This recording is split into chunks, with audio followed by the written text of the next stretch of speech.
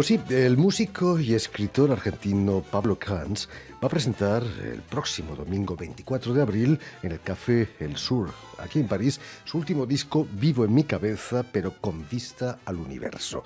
Trabajo en el que ha incluido 6 canciones en castellano y 6 en francés, entre las que destacan una versión rock y en francés de Corazón Valiente de la cantante de cumbia Gilda y la chanson de Prévert del francés Serge Gainsbourg.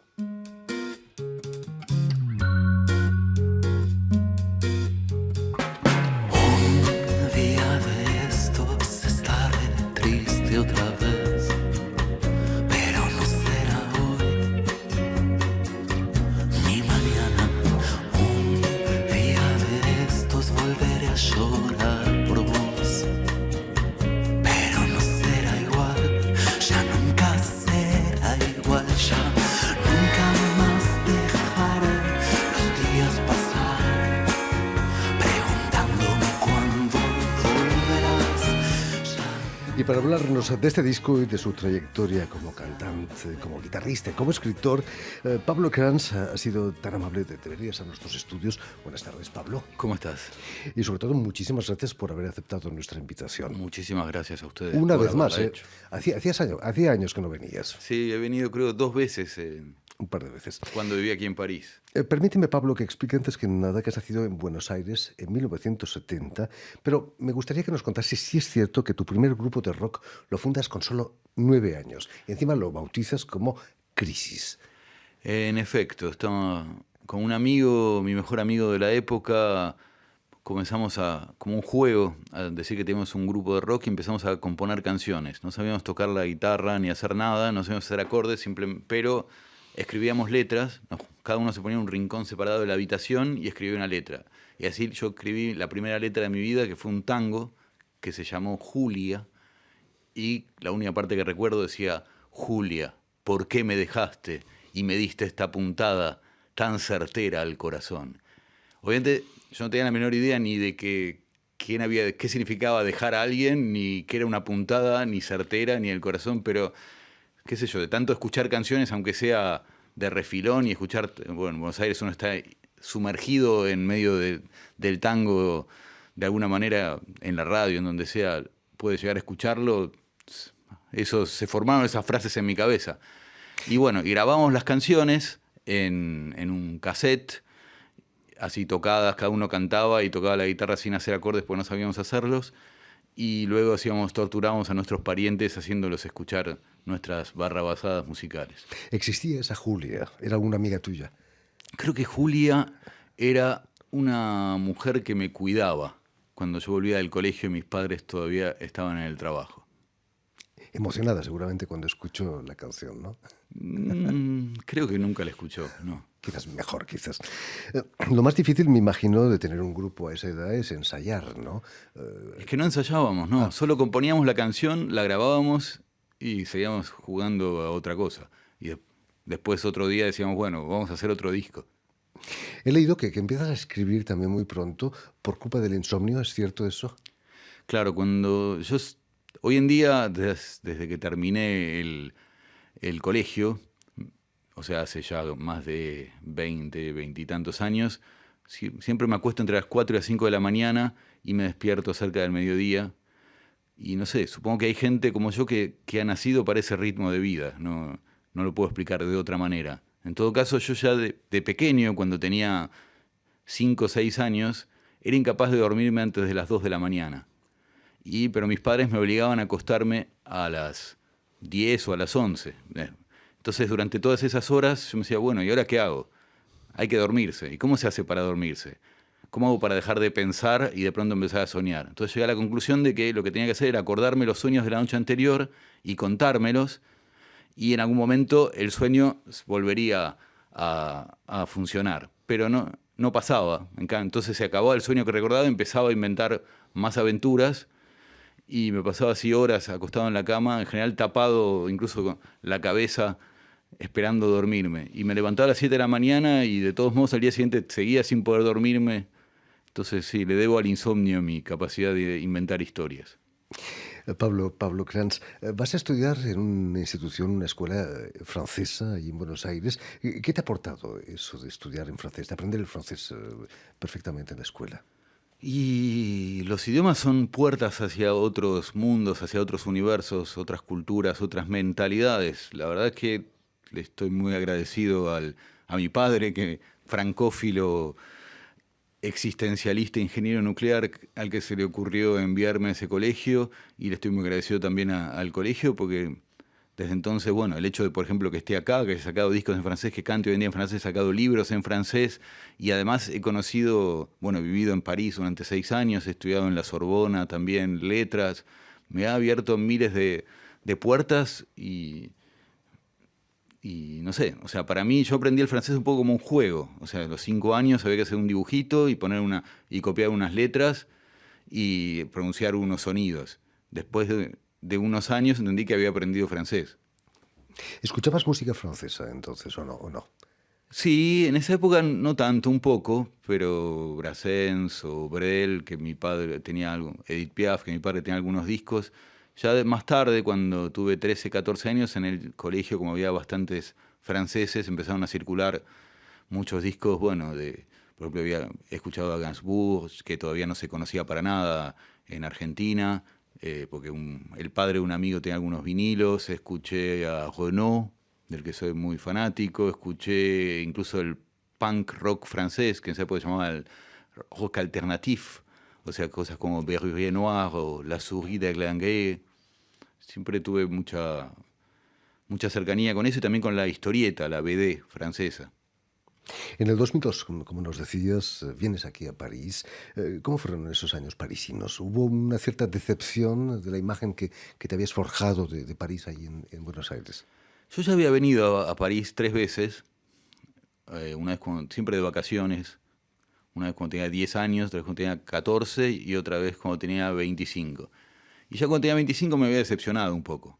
Entonces cuando llegué no llegué con unas expectativas desmesuradas, no esperaba, no sé, un París de postal, no esperaba el París de los años 30, ni esperaba encontrarme en la vuelta de una esquina con James Joyce o con Hemingway, así que en realidad no me llevé una gran decepción, simplemente vi que, bueno, París es una de las... Lo que tiene París, a diferencia de cualquier otra ciudad de Francia, es que es una de las capitales del mundo. Entonces, estar en París no es estar en Francia, en cierta forma.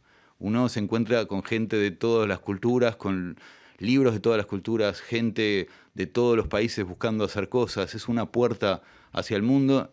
Argentina, por más que una época fuera, porque más que sea un país hecho en buena parte en base a la inmigración, hace mucho tiempo que no recibe tanta gente de tantos países y tantos destinos. Uno no encuentra, no sé, un mauritano y luego uno de Madagascar y uno de Sri Lanka. Eso no existe. Entonces fue una gran abertura sobre el mundo. Aquí vas a grabar precisamente en esos años tu primer disco en Francia, Les chansons d'amour ont ruiné ma vie, las canciones de amor han arruinado mi vida. ¿Qué suponía para ti cantar en francés, en Francia? Una especie de sueño quizás, ¿no? Yo empecé a cantar en francés porque yo llegué aquí y empecé a tocar para ganarme la vida en bares y tenía ya 1 o 2 temas que compuse muy pronto. Justamente el tema Les chansons d'amour ont ruiné ma vie es el primer tema que compuse en francés. Pero más que nada cantaba en castellano o cantaba algunas versiones en inglés y me sentía muy extraño, sentía muy raro el hecho de estar cantando algo y que nadie entendiera nada y me decía, bueno, ahora puedo decir lo contrario, puedo decir una consigna completamente absurda y la gente va a aplaudir igual porque no saben de qué hablo. Entonces, y en mi música la letra siempre fue muy importante. Entonces, sentí que tenía como 2 opciones. Porque me hice amigo del cantante de un grupo justamente punk de los años 80 aquí en Francia, y él me presentó en un par de sellos, y en los sellos me decían, bueno, el rock en castellano está bien, me gusta lo que haces, parece Velvet Underground en español, Lou Reed, pero eso no hay bateas aquí en la FNAC para vender eso. Entonces me decían, bueno, por ahí tendrías que hacer tango, tendrías que hacer folclore, y yo no me sentía muy afín a eso porque... En buena parte yo me fui a Argentina porque me sentía un poco un extranjero ahí y no tenía deseo de venir aquí a convertirme en un argentino de postal. Y como tenía la posibilidad de hablar francés desde pequeño, empecé a probar de componer en francés. Además ya estaba metido, yo apenas llegué aquí también empecé a tocar como guitarrista de un cantante de la escena de la canción francesa y me metí un poco en esa escena. Nunca frecuenté mucho el mundillo argentino en París. Entonces, no sé, empecé a componer en francés algunos temas y por un lado eso me permitió. Componer en un idioma es dialogar con todos los que compusieron antes en ese idioma. Entonces de pronto me sentí como que estaba en un diálogo genial, fructífero y soñado con, no sé, con Gainsbourg, con Brel, con Renaud, con Souchon, con Bajun, con Brassens, no sé. Por un lado me encantaba. Y por otro lado, después no tuve que hacerme más preguntas, porque apenas grabé los primeros temas, apareció, en realidad apenas compuse los primeros temas, apareció un productor que me grabó un primer demo, eso se editó en Argentina, después apareció otro productor, después empecé a grabar el disco que finalmente se editó, ¿no? O sea, uno se hace preguntas cuando las cosas no funcionan. Cuando funcionan uno avanza, o si no uno es un tonto. Precisamente, Pablo, en el 2007 vuelves a Buenos Aires para continuar cantando en francés, curiosamente. En buena parte, sí. Quizás porque tampoco te entienden en francés allí, ¿no? No, en realidad lo que sucede es que yo volví a Argentina a presentar este disco que se editó en el año 2007 aquí en Francia, Les Chansons d'amour d'une ma vie. Armé un grupo allá y llegué preguntándome a quién le va a interesar escucharme cantar en francés. Y descubrí, al contrario, que había un gran interés. De hecho, los primeros shows que hice allí eran totalmente en francés, porque yo desde que vine a Francia no compuse más en castellano y fui a presentar el disco. Entonces me sorprendí ante el interés de la gente por la canción francesa, por un lado motivado porque obviamente la canción francesa llegó muchísimo a Argentina en los años 50, 60, 70, entonces hay toda una serie de generaciones que crecieron escuchando a Becot, a Aznavour, a Piaf, a Brel, Ferré, etc. Y también hay mucha gente que descubría eso a través de las películas, a través del amor a París, qué sé yo, el gran mito de París, la ciudad del amor, el lenguaje de los enamorados, y también por la gran renovación de la canción francesa que hizo a partir más o menos del año 2000, que empezó a llegar allá con gente como Benjamin Biolay, Kerenan, Carla Bruni. Empezó a ver todo, el disco que sacó Henri Salvador, todo eso empezó a llegar a Argentina y bueno, también creó como un deseo en el oído de escuchar ese tipo de cosas, más allá, porque bueno, obviamente la letra es importante, pero uno escucha muchísima música en la que la letra es una cosa más.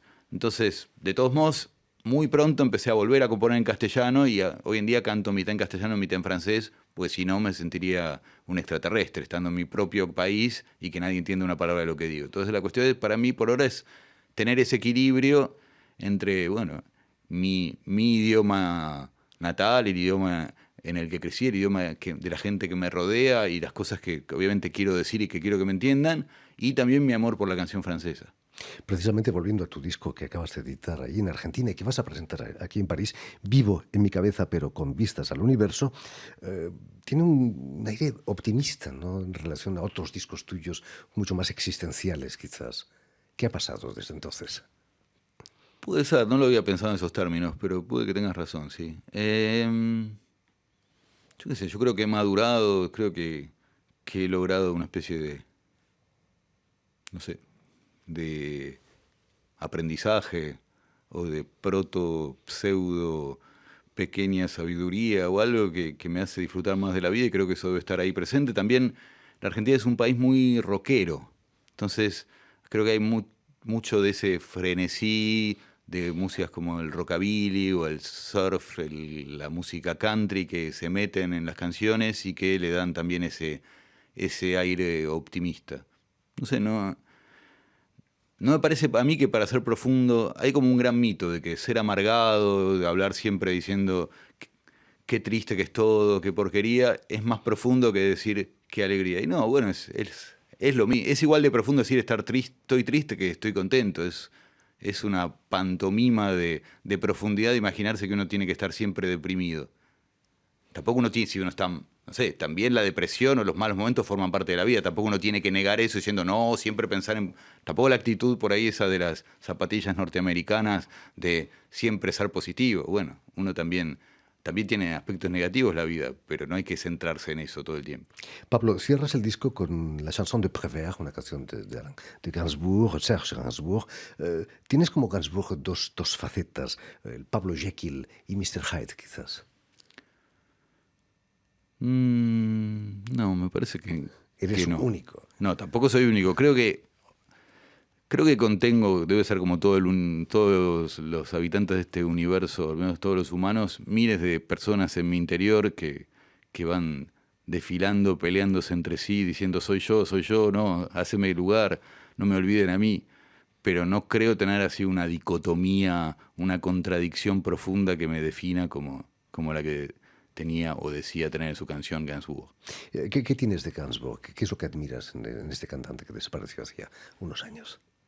Hay muchas cosas que me gustan mucho de él. Por un lado me gusta mucho la elegancia en general de su música, ¿no? Las letras no eran necesariamente todo el tiempo elegantes, distaban mucho de serlo, pero había como una elegancia en la música, había no sé, los arreglos suelen ser maravillosos, las canciones son muy buenas, las letras en general, me gusta también la ironía que tiene.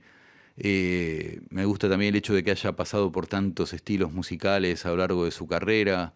No sé, me parece como que ha logrado algo muy bueno y que por ahí lo que se le reprocha muchas veces a la canción francesa, incluso aquí en Francia, es que las letras son muy buenas, pero la música es más o menos todo el tiempo igual. Como que no hay una búsqueda sonora, no hay una búsqueda de nuevos ritmos, de nuevos timbres, de jugar con otros estilos musicales, sino que siempre, no sé, Brassens, por ejemplo. A mí me encanta Brassens, pero es cierto que Brassens es tuncha, tuncha, y una vez que uno escuchó un tuncha, tuncha, no le queda mucho más por descubrir musicalmente. Después las letras son sublimes, son de las mejores que se deben haber escrito en el cancionero universal.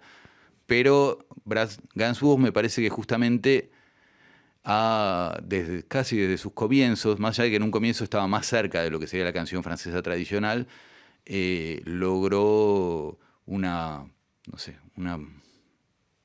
todo lo que dije antes, un colorido de los arreglos, un juego con muchísimos estilos musicales, una búsqueda sonora importante, incluso el hecho de hacer discos que son totalmente distintos a todos sus otros discos, ya sea porque son una obra conceptual o porque es un disco reggae o porque es un disco más, lo que en la época se llamaba lo yeye, o sea, más twist o en Argentina dirían el Club del Clan.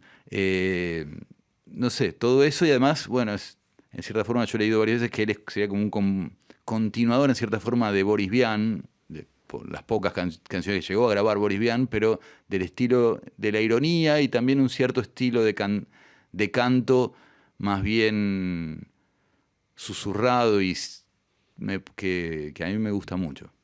En fin, pues ya lo saben, vivo en mi cabeza, pero con vistas al universo, disco del cantante y músico y escritor Pablo Crans va a presentarse en concierto el próximo domingo 24 de abril en el Café El Sur, aquí en París. Muchísimas gracias, Pablo, por haber estado aquí con nosotros. Gracias por recibirme. Y nos vamos con la canción de Serge Gainsbourg, la chanson de Prévert, en la voz de Pablo Crans.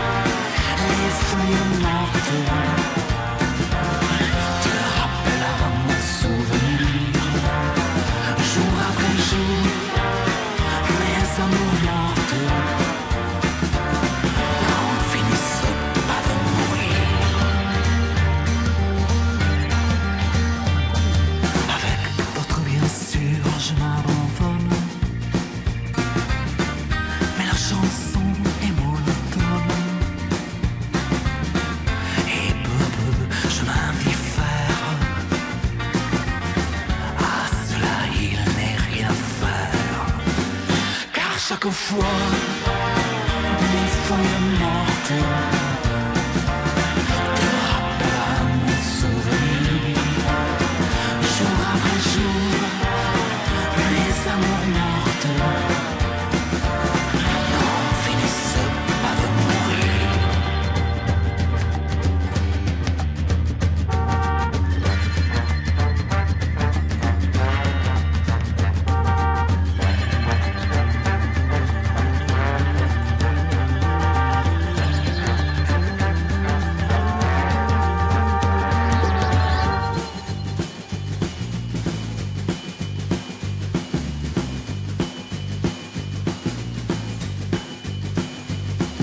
Peut-on jamais